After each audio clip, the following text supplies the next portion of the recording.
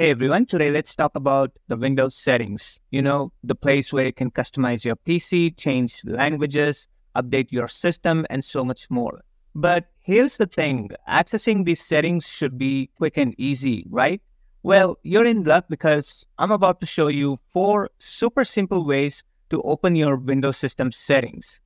First up, we got the keyboard shortcut.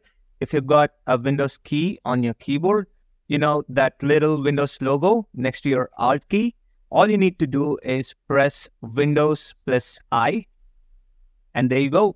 The settings app opens up. Next, we've got Windows search. Just hit the start menu or press Windows key plus letter S, and in the search menu, type settings. And there you go, click on settings, and it will open up settings app. Easy, right? The third method, quick settings or action center. This is great for accessing common settings like Wi-Fi or Bluetooth.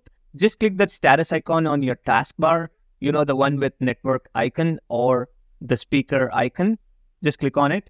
Or you can press Windows key plus letter A, and it will open up the quick settings or action center. Then look on the gear icon labeled all settings right here. Click that, and there you go. The settings app opens up. Last but not least, we've got WinX Menu, also known as the Power User Menu. Right-click on Start, or you can press Windows key plus letter X, and voila, you'll see the settings right there in the menu.